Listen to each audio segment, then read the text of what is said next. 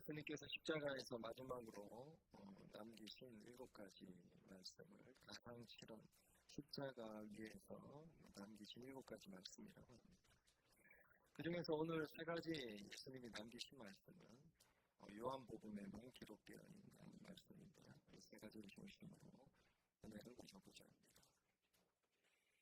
첫 번째 예수님이 하신 말씀은 이분이 내 어머니시다라고 하신 말씀입니다. 예수님 십자가에 못 박히실 때 그 참혹한 현장에 제자들은 다 도망을 갔지만 여인들이 있었습니다. 믿음의 여인들이었던 어머니 마리아와 몇몇 여인들은 그 십자가 곁에서 슬피 울며 서 있었던 것이죠. 26절에 보면 예수님이 자기 어머니와 제 사랑하는 제자 요한에게 이렇게 말씀하셔요. 어머니, 이 사람이 어머니의 아들입니다. 이어서 요한에게는 이 분이 내 어머니시다 이렇게 말씀하십니다. 잡히던 밤에 제자들은 다 도망을 갔죠. 그리고 예수님이 아끼시고 사랑하시던 가장 가까이 두었던 제자 요한도 똑같이 배반하고 도망갔습니다. 다 실패하고 다 배반했었는데 오늘 이 현장에 그 중에 한 명이 와 있습니다. 사도 요한이 지금 십자가 현장에 와 있는 거죠. 그때 예수님은 요한에게 단 한마디도 책망하지 않으시고 도리어 요한에게 엄청난 권을 주시는 거죠. 사명을 맡기십니다. 이 땅에서 연결되어 있었던 어머니를 요한에게 맡기십니다. 바로 이 사건은 어떤 사건일까요? 예수님이 바로 십자가에서 새로운 영적 가족을 창조하신 겁니다. 이것이 바로 우리가 속한 교회인 거죠. 우리가 살아가다 보면 넘어질 때가 있습니다.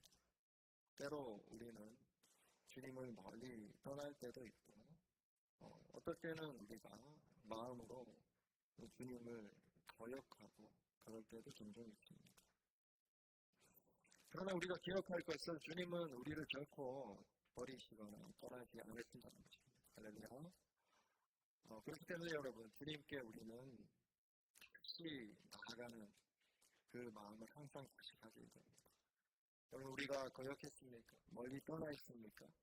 혹시 여러분, 내가 자격이 되지 않는다고 생각합니까? 그렇지 않아요. 이 땅에 사람들 같지 않습니다. 우리 같지 않습니다. 이 땅에 육체의 부모들도 꼭 그런 경험을 하면 멀리하고 싶은 마음이 들 수 있습니다. 그러나 우리 주님은 어떻게 하는 거예요? 결코 그렇지 않으시다.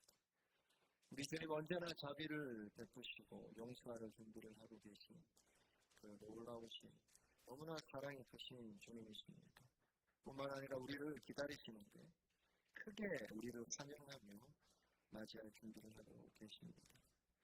오늘 현장에서의 사건처럼 또한 그뿐만 아니고 그렇게 말을 듣지 않고 그렇게 거역하고 그렇게 반항하는 우리가 돌아올 때 주님 우리에게 사명을 맡겨주신다고 하는 거죠.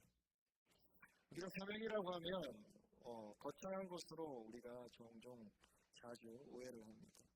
마치 대형 프로젝트를 성공시켜서 박수갈채를 받는다거나 아니면 엄청난 X의 금액을 헌금해야지 무언가 내가 사명을 감당했다라고 생각을 합니다.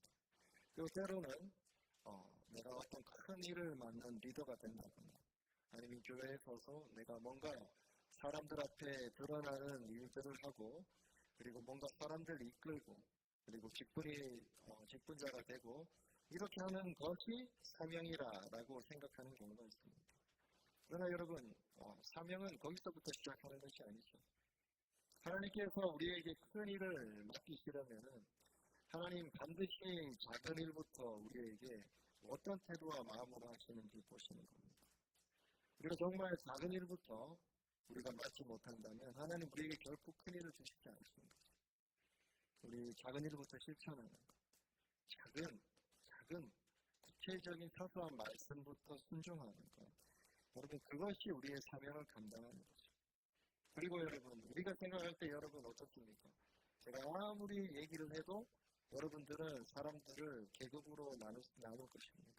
물론 이제 인도의 카스트 제도처럼 여러분이 나누진 않겠지만 여러분 나름대로 수준을 나눕니다. 이 사람은 좀 이런 사람, 이 사람은 약간 나랑 좀 레벨이 많은 사람. 저는 여러분에게 레벨이 어떤 사람입니까? 각자 여러분들이 가지는 사람들을 대하는 그런 태도가 있다는 거죠.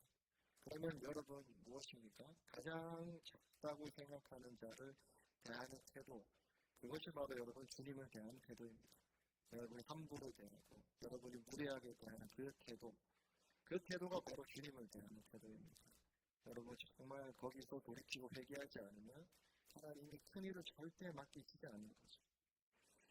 여러분 그래서 교회로 살아가는 것 자체 바로 여러분이 생각하는 다른 사람, 여러분이 생각할 때 괜찮게 생각하는 사람이 아닌 여러분이 함부로 때로는 판단하고 여러분이 때로는 무시하고 여러분이 레벨에 들지 않는다고 함부로 여기는 사람들을 포함한 모든 사람을 여러분보다 낮게 여기고 존중하고 친절히 대하는 것. 이것이 바로 교회로 살아가는 것이고 여러분 사명을 감당하는 것입니다.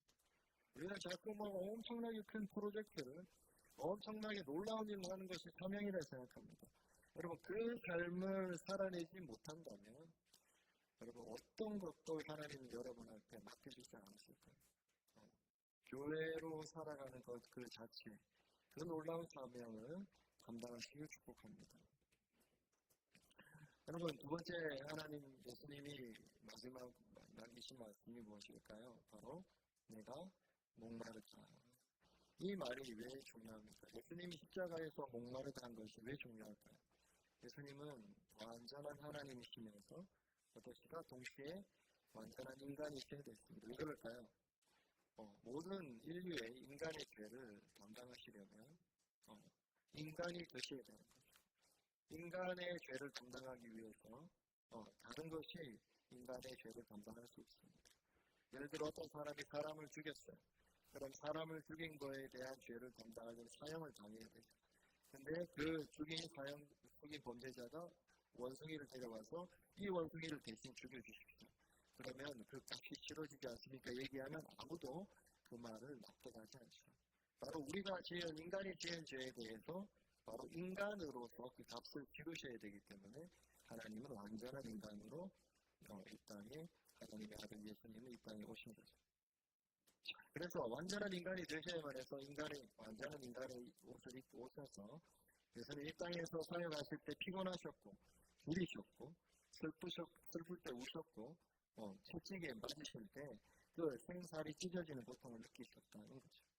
우리 영이신 하나님은 목마르지 않으시지만 완전한 인간이셨던 하나님이시면서 완전한 인간이셨던 예수님은 십자가 위에서 내가 목마르다 극심한 갈증을 느끼셨다는 것입니다. 사랑하는 성도 여러분, 우리 인생도 참 목마르죠. 광야 같은 인생을 살다 보면 마음의 갈증, 삶의 굶주림, 큰 슬픔과 공허함과 고통이 우리에게 찾아올 때가 있습니다. 그런데 여러분 감사할 것은 무엇이냐? 주님이 우리의 이 목마름을 누구보다 잘 아신다는 겁니다. 우리가 잘할 때는 우리 친구들이 우리의 목마름을 잘 안다고 생각합니다. 그럴 때가 있죠.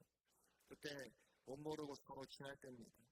어릴 때 친해진 사람들은 나중에도 우정을 이어가는 사람들이 소수가 있지만 나이가 들고 머리가 크고 나면 참 친해지기가 쉽지 않습니다. 왜 그렇습니까? 진심으로 상대를 위해주는 사람을 만나는 것이 쉽지 않기 때문인 거죠. 그런데 우리 주님은 어떻다고요? 우리의 목마름을 누구보다 잘 아신다. 이 세상의 어떤 누구보다 여러분 가족보다 가장 안다는 거죠. 히브리서 2장 17절에 이렇게 말합니다.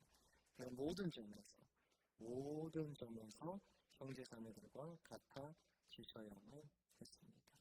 그리고 이렇게 말씀하시죠. 함께 읽어볼까요? 그는 몸소 시험을 받아서 고난을 당하셨으므로 시험을 받는 사람들을 도우실 수 있습니다. 그런 거죠. 자, 여러분, 아픔을 겪어본 사람만이 진정으로 위로할 수 있어요. 정말 아픔을 겪어보지 않은 사람은 위로를 하긴 하는데 참 다가오지 않게 위로를 합니다. 그래 뭐 힘을 내 기도할 때 하는데 똑같은 말을 해도 진짜 고통을 당해본 사람은 상대의 아픔을 알기에 정말 그 마음에 진심이 전해져. 근데 정말 고통과 아픔을 넘어가 보지 않은 사람은 아무리 말을 해줘도 그 위로가 전달되지 않습니다. 그런데 우리 주님은 정말 참혹한 아픔과 고통을 다 이 땅에서 수치를 겪으셨다는 거죠. 그러니까 여러분, 우리가 낙심하여 주저앉을 필요가 없습니다. 할렐루야. 우리가 어떻게 하면 될까요? 히브리서 4장 16절 함께 읽읍시다. 그러므로 우리는 담대하게 은혜의 보좌로 나아갑시다. 그래야 우리가 자비를 받고 은혜를 입어서 제때 주시는 도움을 받도록 합시다. 우리가 주님 앞에 나아가야 됩니다. 주님의 이름을 부르고 예배로 나아가고 기도 자리로 나아가고 말씀을 붙드는 자리로 나아갈 때 우리에게 계속 말씀해 주십니다. 저희 부부도 이번 주에 말씀을 묵상하고 기도하면서 그때마다 하나님이 우리에게 감동을 주시고 말씀을 주십니다. 우리가 이번 주를 살면서도 때로는 실수하기도 하고 때로는 우리가 후회되는 일들을 하기도 하죠. 목회자도 똑같죠. 그럼에도 불구하고 또 주님 앞에 나갈 때 주님 우리를 불쌍히 여기시고 그리고 또 우리의 기도를 들어주신다는 것입니다. 여러분 우리 목마른 분들이 있습니까? 우리 주님 앞에 나갑시다. 그때 주님께서 부어주시는 하늘의 상수를 여러분에게 공급해 주실 것입니다. 예수님께서 십자가상에서 말씀하셨던 요한복음에 나오는 마지막 말씀은 무엇입니까? 다 이루었다 라는 말씀이십니다. 테텔레스타이, 헬라어로 테텔레스타이인데 그 뜻이 무엇일까요? 완전히 값을 치루. 어떤 뜻입니까? 내가 빚이 있어요. 여러분이 도저히 갚지 못하는 예를 들어 수백억, 수천억의 빚이 있다. 그런데 그것이 다 청산되었다는 뜻입니다. 할렐루야. 여러분이 평생 대대로 갚아도 갚지 못하는 그 빚이 완전히 청산되었다. 그 뜻이 테텔레스타, 다 이루었다는 뜻입니다. 골로새서 2장 14절은 이 놀라운 사건을 이렇게 묘사합니다. 함께 읽어봅시다. 하나님께서는 우리에게 불리한 조문들이 들어있는 빈 문서를 지워버리시고 그것을 십자가에 못 박으셔서 우리 가운데서 제거해 버리셨습니다. 예수님이 십자가에서 자신의 몸을 찢으심을 통해서 우리가 영원히 갚아도 갚지 못하는 빈 문서, 그래서 우리가 지옥 형벌로서 영원한 지옥 형벌로서 대가를 지불해야 되는 그 빈 문서를 예수 그리스도께서 몸을 찢으심으로써 그 빈 문서를 찢어버리셨다는 것입니다. 할렐루야. 신학자 아도 핑크는 이 본문에 대한 설명을 할 때 이 예화를 듭니다. 바로 농부, 신실한 크리스찬의 농부와 그의 친구 불신자의 목수 이야기를 합니다. 신자였던 농부는 비신자인 친구 목수에게 날마다 복음을 전했다고 합니다. 예수님께서 자네 죄를 위해 십자가에서 죽으셨고 모든 일을 끝냈다. 우리는 그저 예수님의 그 죽으심을 네가 붙들기만 하면 된다, 믿기만 하면 된다고 이렇게 말합니다. 그런데 자존심이 강하고 고집스러웠던 목수는 그 얘기를 아무리 들어도 이렇게 말합니다. 구원을 받는데 그것만으로 된다는 것은 나는 납득이 되지 않는다. 사람이 양심껏 행하고 노력해서 좀 보태는 게 있어야지 이게 다 공짜로 한다고 공짜로 다 된다는 것은 말이 안 되지 않냐. 이렇게 계속 반박을 하고 받아들이지 않았다고 합니다. 그러나 농부는 목수에게 자기 집 대문으로 쓸 멋진 문짝을 하나 짜달라고 부탁을 합니다. 그래서 목수는 자신의 친구인 부탁인 만큼 자신의 모든 기술을 총동원해서 정말 멋지고 아름답고 큰 문짝을 정성껏 만들어서 그 집에 대문에 이렇게 달았다고 합니다. 근데 모든 대문을 이렇게 설치를 하고 나니까 갑자기 농부가 큼지막하고 날카로운 도끼를 가지고 성큼성큼 나타나더니 그래서 다짜고짜 그 문짝을 새 도끼로 찍기 시작했습니다. 그래서 문이 가만 가져버렸어요. 그러다 깜짝 놀란 목수가 비명을 지르며 농부를 말립니다. 아니 이 사람아, 지금 무슨 짓인가? 이렇게 완벽하게 완성된 이 멋진 문을 왜 다 망쳐 놓는단 말인가? 그러자 이제 농부가 도끼를 내려놓으며 목수를 조용히 바라보며 조용히 말합니다. 자네가 방금 내게 한 말, 바로 자네가 하나님께 하고 있는 짓이라. 예수 그리스도께서 십자가 위에서 자네 구원을 위해 완벽하게 이루어 놓으신 일에 자네 알량한 행위, 알량한 선행, 노력을 조금이라도 보태겠다고 고집하는 것은 주님이 완성하신 완벽한 구원의 문을 도끼로 찍어 망쳐버리려는 법과 같다네. 이렇게 말합니다. 성도 여러분, 예수님이 다 이루신 거죠. 이미 마침표를 찍으셨다는 거죠. 그런데 우리는 종종 두 가지 잘못된 반응을 합니다. 어떤 사람은 자신의 죄를 잘 보고 내 죄가 이렇게 크고 악하고 무거운데 정말 그렇게 전부 다 예수님이 다 용서해 주시는 게 맞는가? 라고 믿기 어려워합니다. 여러분 그렇지 않죠? 우리 죄가 아무리 크더라도 예수 그리스도의 십자가 죽음은 그 어떤 것보다 크고 위대함을 믿으시기 바랍니다. 또 어떤 이들은 여러분 나의 행위, 나의 헌신, 나의 위치, 나의 직분이 구원에 무언가 기여할 수 있을 것이라고 착각합니다. 결코 그렇지 않죠.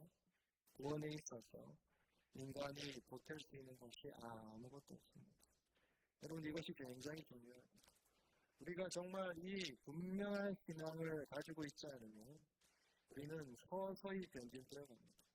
우리가 이 분명한 복음을 붙들지 않으면 내가 주님 앞에 헌신했던 지난 시절, 내가 주님 앞에 드렸던 지난 시절들이 주님 앞에 도리어 여러분 굉장히 주님이 거부하시는 어떠한 것이 될 수 있다는 거죠. 정말 여러분 그 마음을 다시 돌이키시기 바랍니다. 우리가 오랫동안 믿었습니까? 우리가 잘 믿었습니까? 여러분 주님 앞에 그것을 내세울 수 있다고 생각하는 순간 우리는 십자가 복음을 짓밟고 있고 더럽히고 있는 것입니다. 여러분 우리가 주님 앞에 내세울 것이 없습니다. 주님 앞에 우리가 무엇을 내세웁니까? 우리 모든 것을 드리고 내 전 재산을 드리고 내 모든 생명을 주님 앞에 다 바쳐도 여러분 우리는 주님의 은혜를 갚을 수가 없는 것이죠. 주님이 우리를 위해서 하셨던 그 일 다 이루었다. 과거와 현재와 미래의 모든 죄를 다 씻으셨다. 완전히 하고도 충분한 속죄를 이루셨다. 그러면 이제 우리가 아무것도 할 것이 없을까요? 그렇지 않다는 거죠. 정말 우리가 이 은혜를 아는 자라면 정말 내가 이 자격 없는 자, 나 같은 죄인의 이 죄를 씻어주셨음을 정말 아는 자라면 우리는 사도 바울처럼 고백할 것입니다. 바울이 맨 처음 주님을 만났을 때, 그 눈이 멀었을 때 바울은 어떻게 대답했습니까? 주님, 제가 무엇을 하리까? 무엇입니까 여러분? 그 엄청난 은혜가 이 가슴 속에 파고들 때, 나 같은 죄인을 살리신 주의 은혜가 나의 가슴을 찢을 때 우리는 여러분 내가 좀 한 것이 그래도 꽤 괜찮지 않나요? 라고 감히 말하지 못합니다. 주님 앞에 눈물 흘리며 주님, 제가 무엇을 하면 되겠습니까? 주님을 위해서 어떤 삶을 살면 되겠습니까? 그렇게 고백할 수밖에 없습니다. 우리가 짐짓이, 우리의 잘못이, 우리의 죄악이 평생 노예살이를 해도 갚지 못할 정도의 크기이기에 주님이 내 벌을 대신 받으셨구나. 그래서 정말 우리가 알게 될 때, 깨달을 때, 우리는 숨이 닿을 때까지 우리 그리스도를 섬기며 살아갈 것입니다. 내 마지막 숨을 거두는 그날까지 어떻게 하면 이 은혜에 나는 보답하는 삶을 살까 라는 고민을 하며 살아가게 될 것입니다. 그것이 바로 다 이루었다 라는 주님의 이 숙제의 은혜를, 완전한 숙제의 은혜를 깨닫고 아는 자의 마땅한 고백이며 태도인 거죠. 사랑하는 성도 여러분, 말씀을 마무리하고자 합니다. 예수님이 십자가 아래에서 새로운 가족을 만들어 주셨죠. 그렇게 교회는 바로 서로 사랑하고 돌보는 가족이고, 우리의 사명은 무엇입니까? 바로 교회로서 작은 것에서부터 가장 낮은 자보다 사실은 내가 더 낮은 정말 악한 죄인임을 깨닫고 서로 사랑하며 살아가는, 그것이 우리의 사명입니다. 예수님 우리의 인간의 고통을 몸소 경험하셨기에 우리의 눈물과 슬픔과 아픔을 다 이해하시고 지금도 여러분을 도우시려 하시는 우리 대제사장이십니다. 그리고 여러분, 우리의 죄값은 이미 모두 다 지불 된 것이 할렐루야. 그래서 우리 구원의 행위, 우리의 어떤 헌신, 그것이 거기를 더해서는 안 되는 것입니다. 내가 또 자격을 갖춘다고 해서는 결코 안 되는 것이죠. 예수님의 완전한 숙제로 인해서 십자가로 이루어진 우리가 이미 받은 은혜인 것입니다. 이렇게 우리는 무엇을 해야 될까요? 완벽하게 완성된 십자가의 대속 위에 내 열심을 보태려 하지 말고 헛되이 애쓸 필요가 없습니다. 내가 무언가를 해야 한다는 허덕임, 내가 무언가를 보태야 한다는 허덕임을 이제는 멈추십시오. 우리는 왜 헌신합니까? 왜 섬깁니까, 여러분? 바로 나에게 베풀어 주신 그 은혜에 압도되어서 그 은혜가 너무 크기에 우리가 감사하며 섬기며 헌신하며 주를 위해 더 살아가려고 하는 것입니다. 그 마음으로 살아내시기를 축복합니다. 오늘도 내일도 평생을 오직 이 십자가만을 붙들고 승리하시는 우리 모두가 되시기를 주님 이름으로 축원합니다.